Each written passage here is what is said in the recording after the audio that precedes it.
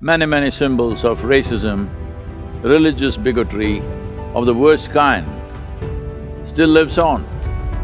The discrimination that is in the minds and hearts of people, it's time to end this.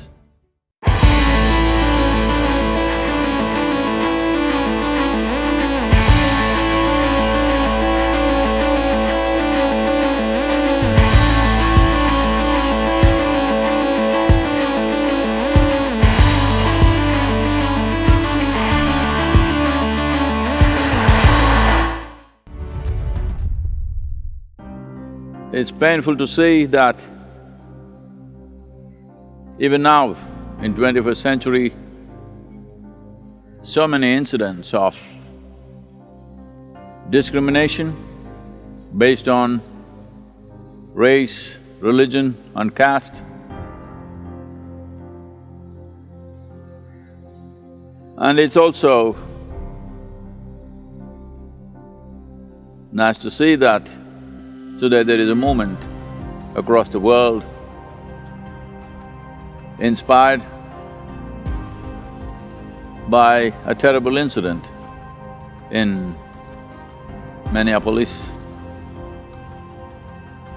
Well, these have been happening regularly. Above all, though largely the laws enacted in almost every democratic country has kind of stabilized into an equitable process. Still there are nations where legally there is discrimination, but above all, the discrimination that is in the minds and hearts of people. For this to go, there needs to be a movement not on the street, but in every home, every workplace, and on the street, not necessarily in the form of a protest, but it is needed. And it's really heartening to see, particularly in UK, many symbols of racism of the past, of slave trade, are being pulled down. But still in India, many symbols of racism, religious bigotry of the worst kind still lives on. There are entire towns named after the worst kind of religious tyrants. Aurangzeb, who in his lifetime is estimated to massacre nearly 4 million people just on the basis of religion, imposing taxes on people who belong to a religion which is not theirs. Still towns are named after them, streets are named after them, statues of British imperialism, which essentially represented a racist attitude towards the Indian people, still lives on.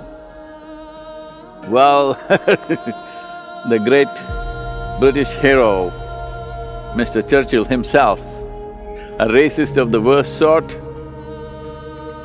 engineered the Bengal famine, which took the lives of 3.7 million people, and when confronted, has the temerity to say that anyway, Indians will breed like rabbits and make it up.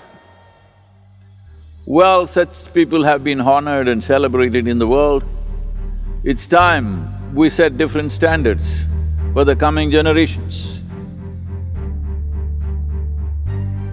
All discrimination, prejudice, in the name of color, caste and creed, it's time to end this. Our African-American friends in the United States are asking me, Sadhguru, we need your support. Well, the color of my skin itself is a support, and I've spoken strongly about this. But If you think I must take the knee, well, your clenched fist, if it is not directed against anybody, if it is only against prejudice, it is not against people of certain descent, but against prejudice, against racism, against injustice perpetrated in the name of caste, creed and race, well, I will raise my fist also for you.